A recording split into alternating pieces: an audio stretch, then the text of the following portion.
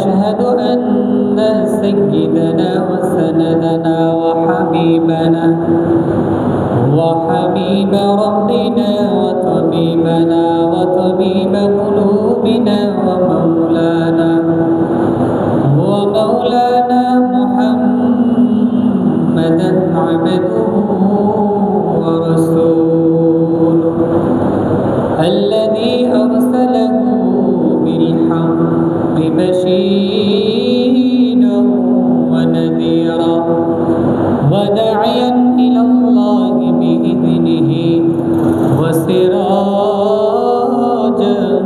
منيرا أما بعد فأعوذ بالله من الشيطان الرجيم بسم الله الرحمن الرحيم واتل عليهم نبأ بني آدم بالحق إذ قربا قربانا فتقبل من أحدهما ولم يتقبل من الآخر قال لأقتلنك قال إنما يتقبل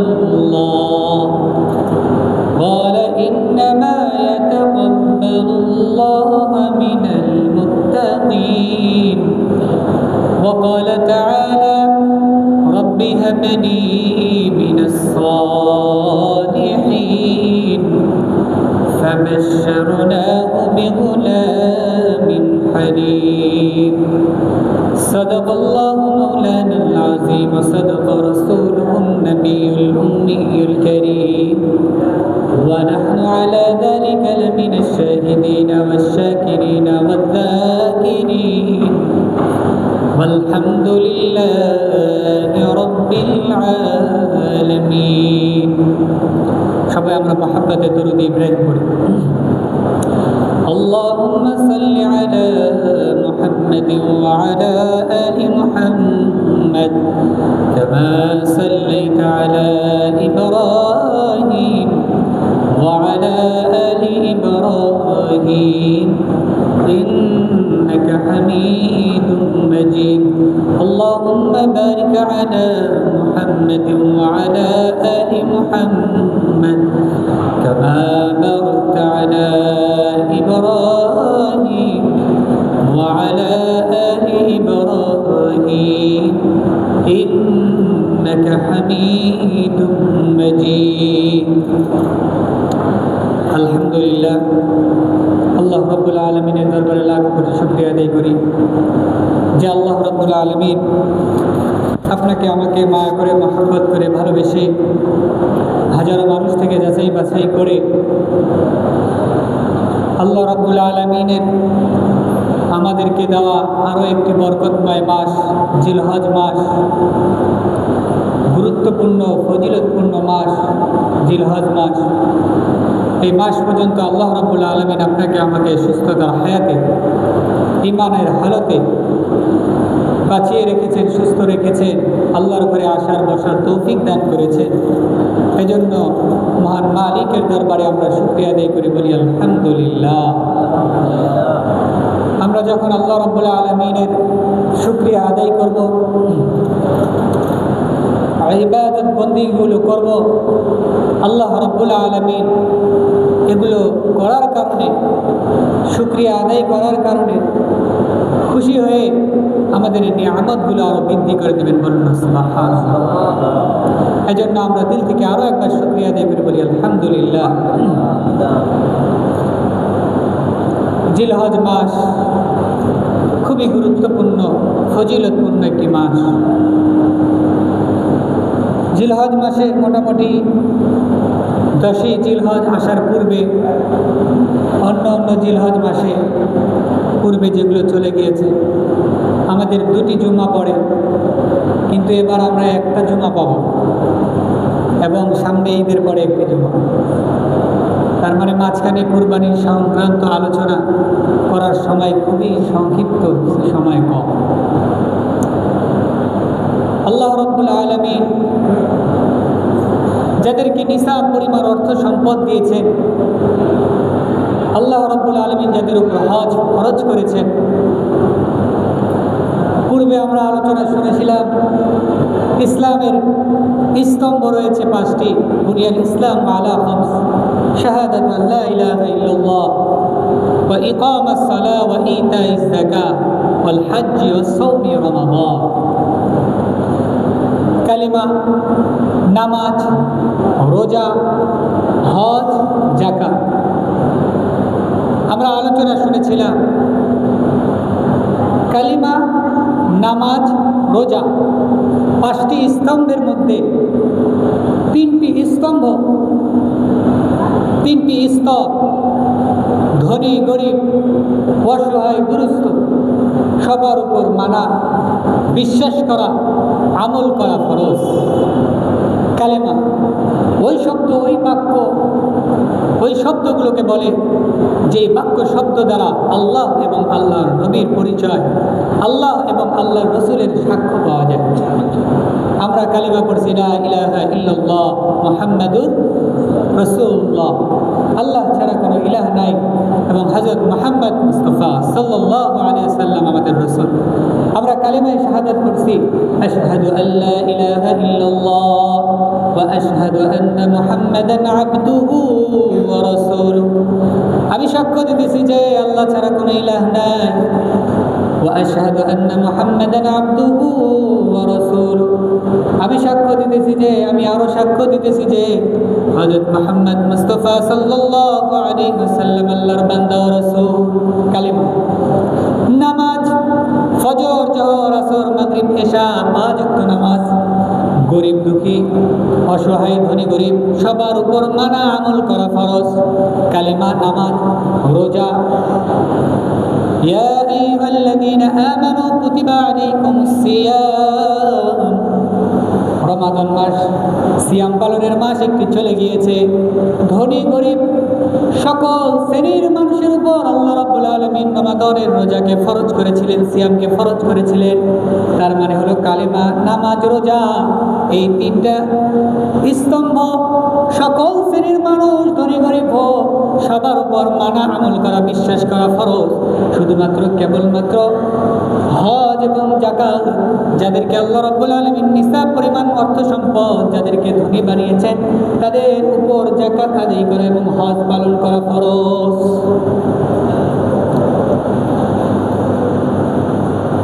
সবার উপরে যদি আল্লাহ রাব্বুল আলামিন যাকাত দেওয়া ফরজ করে দিতেন, হজ পালন করা ফরজ করে দিতেন, আপনি আমি হজের ফরজ আদায় না করার কারণে গুনাহগার হইতাম, আল্লাহর কাছে কিয়ামতের দিন কি হিসাব দিতাম। কিন্তু আল্লাহ রাব্বুল আলামিন কত দয়া করে, কত মায়া করে, মহব্বত করে আল্লাহ রাব্বুল আলামিন সকল শ্রেণীর উপর আল্লাহ রাব্বুল আলামিন এই যাকাত এবং হজকে ফরজ করে নাই। বলুন না সুবহানাল্লাহ। তাইলে এই যাকাত এবং হজ, এই জিলহজ মাসে যাদের উপর আল্লাহ রাব্বুল আলামিন অর্থ সম্পদ দিয়েছেন, হজ করা ফরজ। হজ করতে হবে। নবীজি সাল্লাল্লাহু আলাইহি ওয়াসাল্লাম বলেছেন, যার উপর হজ ফরজ হয়েছে সে যদি হজ আদায় না করে, এটা পালন করে না যায়, নবীজি সাল্লাল্লাহু আলাইহি ওয়াসাল্লাম তার ব্যাপারে লানত দিয়েছেন, অভিশাপ দিয়েছেন, সে যেন ইহুদি নাসারা হয়ে মারা যায়। বলেন না নাউযুবিল্লাহ।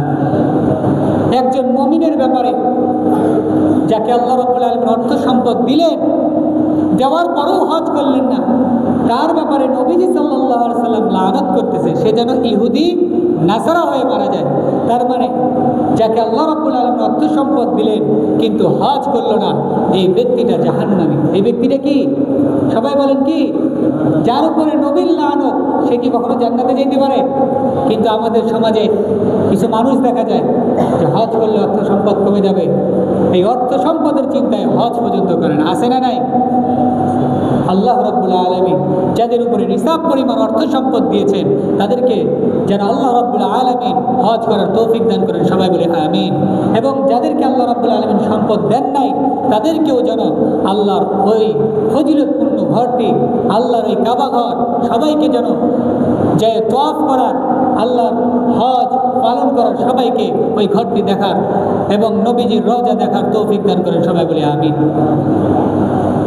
আমরা কুরবানির আমাদের সামনে খুবই গুরুত্বপূর্ণ একটি, এই কুরবানি হযরত ইসমাঈল আলাইহিস সালাম, হযরত ইব্রাহিম আলাইহিস সালাম থেকে নয়। আমাদের বাবা, আমাদের মা হযরত আদম আলাইহিস সালাম, মা হাওয়া আলাইহিস সালাম থেকে নিয়ে শুরু করে কিয়ামত পর্যন্ত আল্লাহ রাব্বুল আলামিন এই কুরবানিকে আল্লাহ রাব্বুল আলামিন জারি রাখবেন। হযরত আদম আলাইহিস সালাম, হাওয়া আলাইহিস সালামকে আল্লাহ রাব্বুল আলামিন দুনিয়াতে যখন পাঠিয়ে দিলেন, আল্লাহ রাব্বুল আলামিন মা হাওয়া আলাইহিস সালামের গর্ভে প্রত্যেকবার দুটি করে সন্তান দিতেন, গর্ভে দুটি করে সন্তান দিতেন। একটা সন্তান হতো ছেলে, একটা সন্তান হতো মেয়ে। এইভাবে প্রত্যেকবার দুটি করে সন্তান গর্ভে ধারণ করতেন মা হাওয়া আলাইহিস সালাম। আর পৃথিবীতে আসতে হলে পুরুষ এবং মহিলা, স্বামী এবং স্ত্রী বিবাহের বৈধ মাধ্যমে দুনিয়াতে আসতে হবে, আসা লাগবে। এই জন্য আল্লাহ রাব্বুল আলামিন নবীজি সাল্লাল্লাহু আলাইহি ওয়াসাল্লামকে বলে দিলেন, আতলু আলাইহিম নাবা বানি আদম বিল হক। ও নবী, আপনার পিতা হযরত আদম আলাইহিস সালাম তার সন্তানদের ইতিহাস আপনি বর্ণনা করুন, তারা কিভাবে কুরবানি করেছিল, কিভাবে তাদের বিবাহ বন্ধন হয়েছিল, বিস্তারিত আলোচনা করুন। নবীজি সাল্লাল্লাহু আলাইহি সাল্লামকে আল্লাহ রাব্বুল আলামিন জানিয়ে দিলেন, হযরত হাওয়া আলাইহিস সালাম প্রত্যেকবার দুটি করে সন্তান গর্ভে ধারণ করতেন, একটি ছেলে একটি মেয়ে। আদম আলাইহিস সালামকে জানিয়ে দিলেন, এই ছেলে মেয়েগুলোকে কিভাবে তুমি বিবাহ দিবা। আগের বার প্রথম বছর, দ্বিতীয় বছর যেই ভাই এবং পরের বছরের যে বোন, এইভাবে একে অপরের সাথে বিবাহ দিয়ে দিবে। হাবিল এবং কাবিল, আপনারা সবাই ঘটনা জানেন। এই নিয়ম অনুযায়ী হাবিল পাবে কাবিলের বোনকে, কাবিল পাবে হাবিলের বোনকে। কিন্তু কাবিলের সাথে সে যেই গর্ভে ছিল, কাবিলের সাথে যেই বোনটা ছিল, সেই বোনটা ছিল দেখতে সুন্দর। কাবিলের কথা হলো, আমার সাথে যেই বোন আমার সাথে গর্ভে ছিল, তার সাথেই আমি বিবাহ বন্ধনে আবদ্ধ হব, তাকেই আমি বিয়ে করব। হাবিলকে কোনোভাবেই নিতে দিব না, হাবিলকে আমি বিবাহ করতে দিব না, আমি বিবাহ করব। আদম আলাইহিস সালাম বললেন, এটা তো আল্লাহর পক্ষ থেকে আদেশ, এটা তো আমি করি নাই, তাইলে তোমরা যদি এটার ফয়সালা করতে চাও। আল্লাহ রাব্বুল আলামিন আদম আলাইহিস সালামকে জানিয়ে দিলেন, তাইলে তুমি তোমার সন্তানদেরকে আমার রাস্তায় কুরবানি করতে বলো, যার কুরবানি কবুল হবে তার ফয়সালাই গণ্ডিত হবে। আদম আলাইহিস সালাম দুই সন্তানকে কুরবানি করতে বললেন। হাবিল সে শস্য আবাদ করত, আল্লাহর রাস্তায় কিছু কুরবানির জন্য পাহাড়ে রেখে আসলেন। হাবিল সে গবাদি পশু লালন পালন করত, গবাদি পশুর থেকে একটি দুম্বা, কোন একটি বস্তু আল্লাহর রাস্তায় কুরবানির উদ্দেশ্যে পাহাড়ে রেখে আসতো। হযরত আদম আলাইহিস সালামের জামানায় সিস্টেম ছিল যে আল্লাহর রাস্তায় যে বস্তুটাকে কুরবানি করা হবে, তার কুরবানি যদি কবুল হয়, আসমান থেকে আগুন আসবে, আগুন আসার পর যার কুরবানিটা কবুল হয়েছে সেই কুরবানিটাকে জ্বালিয়ে পুড়িয়ে সারখার করে দেবে, আসমানে নিয়ে যাবে। আর যার কুরবানিটা কবুল হবে না, তার কুরবানিটা সেখানেই পড়ে রবে, তাইলে বুঝে যাবে তার কুরবানি কবুল হয় নাই। আজকে আল্লাহ রাব্বুল আলামিন আপনাকে আমাকে কত বড় একটা নিয়ামত দিয়েছেন, কত বড় একটা সুযোগ দিয়েছেন। আজকে আমাদের সমাজের মানুষ কুরবানি করে আল্লাহর রাস্তায়, আমরা কুরবানি দিয়ে দেই, আল্লাহর রাস্তায় কুরবানি করে দেই। কিন্তু বলেন তো দেখি, এই কুরবানিটা কি আল্লাহর কাছে সব চলে যায়? গোস্ত কি আল্লাহর রাস্তায় চলে যায়? আল্লাহ নিয়ে যায়? রক্তগুলো কি নিয়ে যায়? চর্বিগুলো কি নিয়ে যায়? সবগুলো কোথায় থাকে?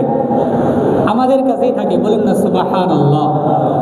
আল্লাহ রাব্বুল আলামিন বলেন, লা ইয়ানালাল্লাহু লুহুমুহা ওয়ালা দিমাউহা ওয়ালাকিন ইয়ানালুহুত তাকওয়া মিনকুম।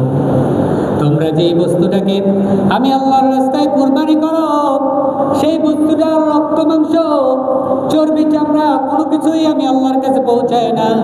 লা ইয়ানালুহুত তাকওয়া মিনকুম, শুধুমাত্র কেবলমাত্র তোমরা যে ইখলাসের নিয়তে আমি আল্লাহকে রাজি খুশি করার জন্য তোমরা যে ইখলাসের সহিত আমার রাস্তায় কুরবানিটা করেছে, এতটুকুই পৌঁছে। বলুন না সুবহানাল্লাহ। রক্ত মাংস কিছুই পৌঁছে না। দেখেন আজকে আমাদের সমাজে যদি এরকম এখনো জারি থাকতো, অনেক মানুষ কুরবানি করতো না। অনেক মানুষ কুরবানি করতো না, যে কুরবানি করলে তো কিছুই পাওয়া যায় না, সব তো চলে যায়। কিন্তু আল্লাহ রাব্বুল আলামিন এই কুরবানির বস্তুটাকে আমাদের জন্য হালাল করে দিলেন। আল্লাহর রাস্তায় কুরবানি করলাম, কিন্তু আল্লাহ আমার এটা আমাদেরকে গিফট করে দিলেন, দিয়ে দিলেন, তুমি খাও, তোমার আত্মীয় স্বজনদেরকে খাওয়াও, গরিব দুঃখী অসহায় তাদেরকেও তুমি খাও। আর যদি তাও দিতে মন না চায়, যদি তোমার মনে এত ছোট হয়, তুমি একা ফ্রিজে ভর্তি করে সারা বছর খাও, তোমাকেই দিয়ে দিলাম। তারপরও নিয়তটা ঠিক রাখো, ইখলাসের সহিত কুরবানি করো। বলুন না সুবহানাল্লাহ। একটু খুব মনোযোগ দিয়ে শুনি, খুবই লম্বা আলোচনা কিন্তু সময় খুবই সংক্ষিপ্ত। হাবিল এবং কাবিল আল্লাহর রাস্তায় কুরবানি করল। হাবিলের কুরবানিটা আল্লাহর রাস্তায় কবুল হয়ে গেল। হাবিলের দুম্বাটাকে জ্বালিয়ে পুড়িয়ে সারখার করে দিল, আসমানে চলে গেল। হাবিলের কুরবানি কবুল হয়ে গেল। এবারে যখন হাবিলের কুরবানি কবুল হয়ে গেল, নাবাআ বানি আদামিল হক ইয قربا قربانا فتقبل من أحدهما ولم يتقبل من الآخر قال لا أقتلنك। যখন হাবিলের কুরবানি কবুল হয়ে গেল, তখন কাবিল বলতে লাগলো লা আকাতুলান্নাক, লা আকাতুলান্নাক, তোমাকে আমি হত্যা করব। কাবিল চিন্তা করলো, আমি যেহেতু আমার বোনকে আমি পাবো না, এই সুন্দরী রমণীকে পাবো না, একে যদি পাইতে যাই হাবিলকে হত্যা করা লাগবে। লা আকাতুলান্নাক, হাবিল তোর কুরবানি কবুল হয়েছে, আমি তোকে হত্যা করব। হাবিল বলতে লাগলো লা ইন বাসাতা ইলাইয়া ইয়াদাকা লিআকতুলানি মা আনা বিবাসিতি ইয়াদিয়া লিআকতুলা ইন্নী আখাফুল্লাহ রাব্বাল আলামিন। ও আমার ভাই কাবিল, তুমি যদি আমাকে মারার উদ্দেশ্যে তুমি আমার উপর হাত বাড়াও, আমি তোমাকে মারার উদ্দেশ্যে আমি তোমার উপরে হাত বাড়াবো না। ইন্নী আখাফুল্লাহ রাব্বাল আলামিন, নিশ্চয়ই আমি আল্লাহ রাব্বুল আলামিনকে ভয় করি। হাবিল বলল, তুমি যদি আমাকে হত্যা করতে চাও, তুমি যদি আমার উপরে আঘাত করো, তুমি আমাকে আঘাত করতে পারো, কিন্তু আমি তোমার উপর হাত উঠাবো না, তোমাকে আঘাত করবো না। ইন্নী আখাফুল্লাহ, নিশ্চয় আমি আল্লাহ রাব্বুল আলামিনকে ভয় করি। ইন্নী আখাফুল্লাহ রাব্বাল আলামিন, এই কথাগুলো ইন্নামা ইয়াতাকাব্বালুল্লাহু মিনাল মুত্তাকিন, যখন হাবিলের কুরবানিটা কবুল হয়েছিল, তখন হাবিল বলেছিল ইন্নামা ইয়াতাকাব্বালুল্লাহু মিনাল মুত্তাকিন। ও আমার ভাই কাবিল, আল্লাহ রাব্বুল আলামিন তো তাদের কুরবানি কবুল করে যারা মুত্তাকি। ইন্নী আখাফুল্লাহ রাব্বাল আলামিন। তারপরে যখন কাবিল বলেছিল আমি তোমাকে হত্যা করব, হাবিল বলেছিল তুমি আমার উপর যদি আঘাত করো, আমি তোমার উপর আঘাত করব না, আমি তো আল্লাহর উপর ভয় করি, আল্লাহকে ভয় করি। এই দুইটি কথা আল্লাহর কাছে অনেক পছন্দ হয়েছিল, যার কারণে আল্লাহ রাব্বুল আলামিন এই দুইটি কথা কোরআনে কোট করে দিয়েছেন। একটি ইন্নামা ইয়াতাকাব্বালুল্লাহু মিনাল মুত্তাকিন, আল্লাহ রাব্বুল আলামিন মুত্তাকিনদের কুরবানি কবুল করেন। আরেকটি হলো ইন্নী আখাফুল্লাহ রাব্বাল আলামিন, আমি তো আল্লাহকে ভয় করি। এই দুইটি কথা। তারপরে এটা গেল হযরত আদম আলাইহিস সালাতু ওয়াস সালাম, আমাদের আদি পিতা এবং আমাদের জাতির পিতা হযরত ইব্রাহিম আলাইহিস সালাতু ওয়াস সালাম। তিনি তিনার জীবদ্দশায় সারা জীবন দোয়া করতেন, রব্বি হাবলি মিনাস সালিহিন, ও আমার রব আমাকে নেককার পরেজগার মুত্তাকি আমাদেরকে একটা সন্তান দান কর। তিনি তিনার বার্ধক্যে আসা পর্যন্ত এই দোয়া করতেছিল, আলহামদুলিল্লাহিল্লাযী ওয়াহাবানি আলাল কিবারি ইসমাঈল ওয়া ইসহাক। আল্লাহ রাব্বুল আলামিন তিনি যখন বার্ধক্যে 85-86 বছর বয়স, তখন আল্লাহ রাব্বুল আলামিন তাকে সুসংবাদ দিলেন, রব্বি হাবলি মিনাস সালিহিন ফাবাশশারনাহু বিগুলামিন হালিম। সুসন্তান একটা দান করলেন। আল্লাহ রাব্বুল আলামিন তাকে যখন একটি সন্তান দান করলেন, ফাবাশশারনাহু বিগুলামিন হালিম ফালাম্মা বালাগা মা'আহু আস-সা'য় ক্বালা ইয়া বুনাইয়া ইন্নী আরা ফিল মানাম আন্নী আযবাহুকা ফানজুর মাযা তারা ক্বালা ইয়া আবাতি ইফআল মা তু'মার সাতাজিদুনী ইনশাআল্লাহু মিনাস সাবিরিন। আল্লাহ রাব্বুল আলামিন হযরত ইব্রাহিম আলাইহিস সালাতু ওয়াস সালামকে তিনার বার্ধক্যে সন্তান দান করেছিলেন হযরত ইসমাঈল আলাইহিস সালাতু ওয়াস সালামকে। যখন ইসমাঈল আলাইহিস সালাতু ওয়াস সালামের বয়স 6 থেকে 7 বছরে উপনীত হলো, তখন আল্লাহ রাব্বুল আলামিন যখন ইব্রাহিম আলাইহিস সালাতু ওয়াস সালামের সাথে হযরত ইসমাঈল আলাইহিস সালাতু ওয়াস সালাম চলাফেরা করতে পারেন, দৌড়াদৌড়ি করতে পারেন, হযরত ইব্রাহিম আলাইহিস সালাতু ওয়াস সালামকে আল্লাহ স্বপ্নে দেখালে, তোমার প্রিয় বস্তু, তোমার কাছে তোমার সবচেয়ে প্রিয় বস্তু, পছন্দের বস্তু, ভালোবাসার বস্তুকে আমি আল্লাহর রাস্তায় কুরবানি করব। ইব্রাহিম আলাইহিস সালাতু ওয়াস সালাম চিন্তা করলেন যে আমার কাছে সবচেয়ে পছন্দনীয়, সবচেয়ে ভালো, সবচেয়ে ভালোবাসার জিনিস হলো হযরত ইসমাঈল আলাইহিস সালাতু ওয়াস সালাম। ইসমাঈল আলাইহিস সালাতু ওয়াস সালামকে আল্লাহ রাব্বুল আলামিন স্বপ্নের মাধ্যমে কুরবানি করার আদেশ করেছিলেন। সাধারণ মানুষের স্বপ্ন এবং নবীদের স্বপ্ন এক নয়। নবীদের স্বপ্ন ওহী হয়ে থাকে, আল্লাহর পক্ষ থেকে হয়ে থাকে। আল্লাহর পক্ষ থেকে যখন ওহী পেলেন, আদেশ পেলেন, তখন হযরত ইব্রাহিম আলাইহিস সালাতু ওয়াস সালাম তিনার সন্তানের সাথে পরামর্শ করলেন, ও আমার সন্তান, আমি তো স্বপ্নে দেখতেছি আমি তোমাকে আল্লাহর রাস্তায় কুরবানি করতেছি, তোমার মত কি? তুমি কি বলতে চাও? হযরত ইসমাঈল আলাইহিস সালাতু ওয়াস সালাম বললেন, ও বাবা, আপনি যা স্বপ্নে দেখেছেন তা বাস্তবায়ন করুন। সাতাজিদুনি ইনশাআল্লাহু মিনাস সাবিরিন। নিশ্চয়ই আপনি আমাকে ধৈর্যশীলদের কাতারে পাবেন। বাবা তার সন্তানকে বলল, আমি তো স্বপ্নে দেখতেছি তোমাকে আল্লাহর রাস্তায় কুরবানি করতেছি, তুমি কি করতে চাও? তোমার মত কি? হযরত ইসমাঈল আলাইহিস সালাতু ওয়াস সালাম তো তিনিও তো ভবিষ্যতের নবী, তিনাকেও আল্লাহ রাব্বুল আলামিন ঈমান ছোট্ট বয়সে এমন দিয়েছিলেন। তিনি বললেন, সাতাজিদুনি ইনশাআল্লাহু মিনাস সাবিরিন। বাবা আপনি স্বপ্নে যা দেখেছেন তাই বাস্তবায়ন করুন। সাতাজিদুনি ইনশাআল্লাহ, নিশ্চয়ই আপনি আমাকে ধৈর্যশীলদের কাতারে পাবেন। এই কথাটা আল্লাহ রাব্বুল আলামিনের কাছে এত পছন্দ হয়েছে, যে কথাটা আল্লাহ রাব্বুল আলামিন সূরা সাফফাতের মধ্যে দিয়েছেন, এবং কিয়ামত পর্যন্ত যত মানুষ ভবিষ্যতের কথা চিন্তা করবে, ভবিষ্যতে কোনো কাজের কথা চিন্তা করবে, সেই ব্যক্তি যেন বলে ইনশাআল্লাহ আমি এই কাজটি করব। হযরত ইসমাঈল আলাইহিস সালাতু ওয়াস সালামের এই কথাটা আল্লাহ রাব্বুল আলামিনের কাছে পছন্দ হয়েছিল। এবং সময় খুবই সংক্ষিপ্ত। হযরত ইসমাঈল আলাইহিস সালাতু ওয়াস সালামকে যখন কুরবানি মিনার প্রান্তে কুরবানির পর্যায়ে নিয়ে গিয়েছিল হযরত ইব্রাহিম আলাইহিস সালাতু ওয়াস সালাম কুরবানি করেই ফেলবে, আল্লাহ রাব্বুল আলামিন বললেন, কদ সাদ্দাকাত রুইয়া ইন্না কাযালিকা নাজিজিল মুহসিনিন। তোমাকে ইব্রাহিম যা তুমি স্বপ্নে দেখিয়েছি, তোমাকে স্বপ্নে দেখিয়েছি, তুমি তা বাস্তবে রূপান্তরিত করেছো। তোমাকে আমি আল্লাহ রাব্বুল আলামিন যা পরীক্ষা করেছি তা তুমি উত্তীর্ণ হয়েছো। আল্লাহ রাব্বুল আলামিন জান্নাত থেকে হযরত জিবরাইল আলাইহিস সালাতু ওয়াস সালামের মাধ্যমে একটি দুম্বা পাঠালেন। দুম্বা পাঠানোর মাধ্যমে পশু কুরবানি সেখান থেকে শুরু হলো।